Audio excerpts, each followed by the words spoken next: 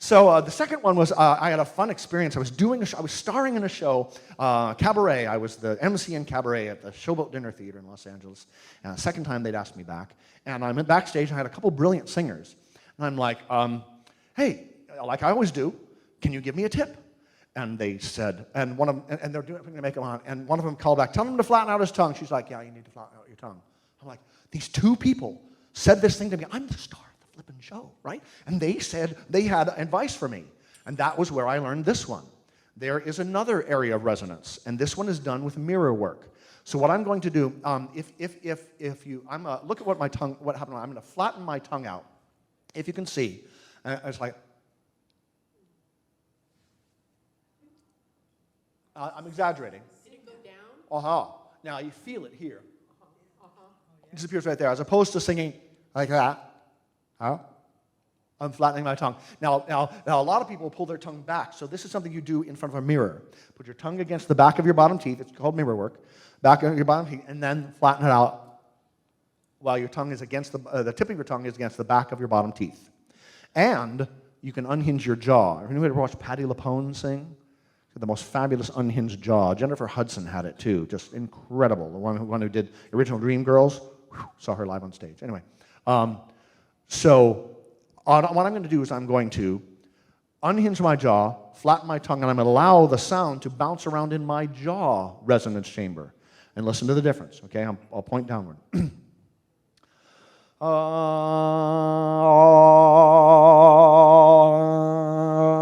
That still kind of sounds okay, right? But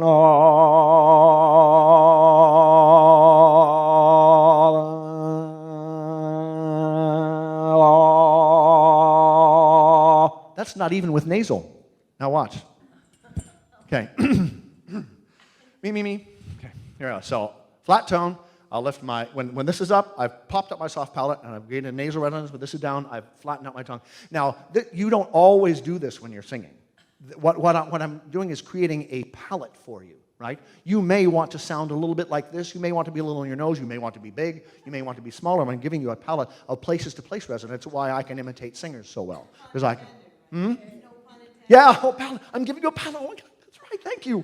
I didn't even realize how brilliant that was until you said something. Okay. So here we go. Straight tone, and then I'll flip up and then down, and you'll hear the difference.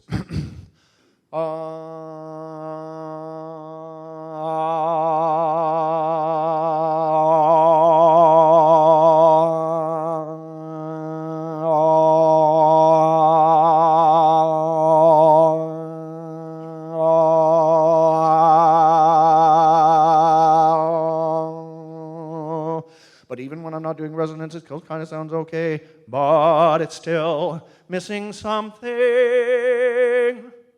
Right? See the difference? Yeah. Kind of exciting stuff. So there are ways that you get to that. If you ever want to watch people that sing perfectly, these are the two people to watch. Oh, yeah. You want to watch people whose placement is perfect, and when they do their mirror work, there's not a single vein sticking out in their neck. There's not a bit of tension. There's no redness. They are just making this tone happen. Watch Julie Andrews or Josh Groban, because they are magnificent, and their placement and the quality of their voice. Julie Andrews is very, very in her mask, in her nose, but because of the quality of her openness, it adds. It's like the hills are alive with the sound of music. She's like music. She's very in her mask. But it's because she's so open in the rest of it that it just adds this flavor and color. And then, of course, as we learned before, part of the magic is you're holding your space.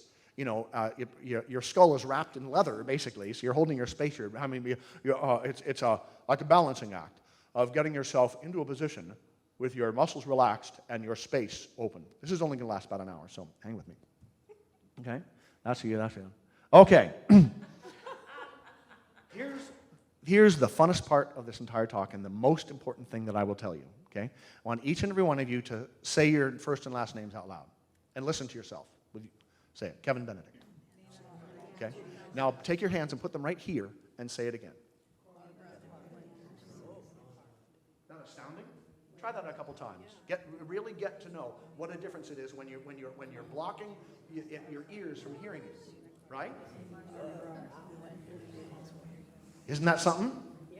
Yeah, I have you do your name so you're not confusing it with somebody else. I used to have them do 1, 2, 3, 4, 5, but then you could hear other people. I'm going to tell you something magical and mystical about singing. In every single other musical endeavor, you are using your ears as your main feedback mechanism. There's a lot of kinesthetic feedback in guitar and piano and all that kind of stuff for the actual mechanism. But as far as whether it sounds right or not, you are using your ears, right? The human voice is the only instrument on earth that you do not do that. You cannot trust, that's what this is telling you. You cannot trust your ears. If I turn around in a room, my voice sounds different here than it does there, than it does there, than it does there. I can hear it bouncing off the windows. I can hear it hitting the ceiling, right? And like my amazing young friend who didn't have to hear himself sing, he didn't need a monitor. He was listening to himself from inside. And he was doing that because of something called sympathetic vibration. Don't trust your ears. You can't hear. So if you take a tuning fork and that is tuned to A, 440, right? And you guys know how pitch works, right? It's a mathematical thing. How frequent something is. The frequency determines how high the pitch is. The more frequent they are together, the higher the pitch, the less frequent the lower. And it's mathematical, so do, re, mi, fa, sol, la, ti, do, do. Those notes are 440 and 880, right? It doubles. And 1760 and all that, you know what I mean? So the octaves are doubles of that. It's kind of an interesting math thing. But if you take a pitchfork that's tuned to A, 440, you walk into a room full of pitchforks, and you bang that pitchfork loud enough, all the A's will vibrate. My friend knew that he was on pitch because inside, when he was singing, he was buzzing. He was in sympathetic vibration and getting high. That's why they said singing together is what gives people so much joy in their music, right? It's when you're with other people and you're in sympathetic vibration, because actually then you get to the point where if you play two notes, right?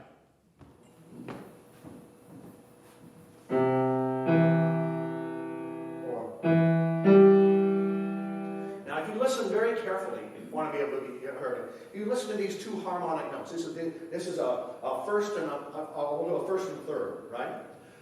When I do this, listen for what's called harmonics. Other notes are created in the scale above them because it's harmonizing. Listen. Here. Ever so slightly? If you have a pitch listening device, you will be able to hear that other notes are created. So when you're singing in harmony with other people, other notes are being made. Where are they being made? Where are those notes happening? In your head. In your resonance chamber. Isn't that exciting? That's what makes it so fun. So one of the exercises that I encourage people to do, and this is mostly a seminar, I could do another exercise one or work with people individually or anything, but a keyboard is a wonderful thing because I can play the keyboard so loud that you can't hear yourself. And this is your best exercise you can do, is humming. We'll talk more about that. But you hum along with something that you can't hear yourself. You get your ears out of the program. And you only know you're on pitch by how it feels. And like a piece of favorite melodic music that has a fairly,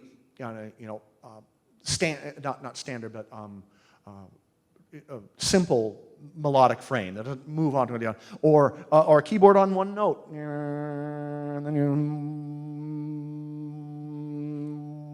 I'm going to encourage you to hum when you can't hear yourself a lot, because it's absolutely the best practice that you can go through.